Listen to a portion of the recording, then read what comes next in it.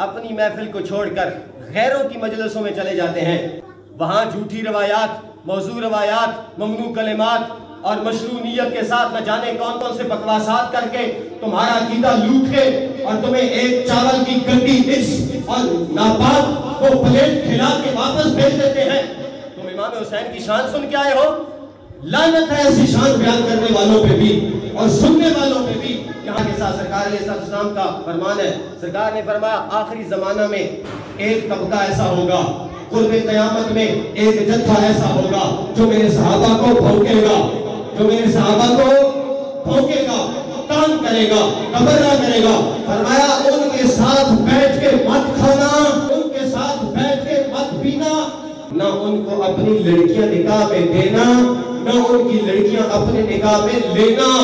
اگر وہ بیمار پڑ جائیں تو ان کی عیادت کو نہ جانا، اور اگر وہ مردار ہو جائیں تو ان کی نماز جنازہ پڑھنے مت جانا۔ فرمان کس کا ہے؟ رب کے حبیب کا ہے۔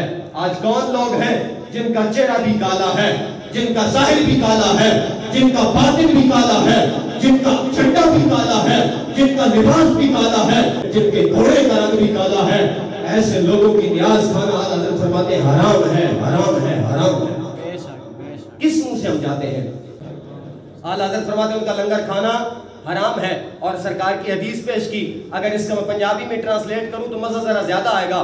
سرکار نے فرمایا نہ ان کا لنگر کھانا، نہ اپنا لنگر ان کو کھلانا۔ پنجابی میں ٹرانسلیٹ کروں گا تو مزہ زیادہ آئے گا۔ گویا سرکار نے فرمایا اگر ان لوگ تو لنگر دین، انہوں نے گھر کا لنگر کھانا بھی نہیں کہ اپنے گھر کا لنگر انہوں نے پانا بھی نہیں۔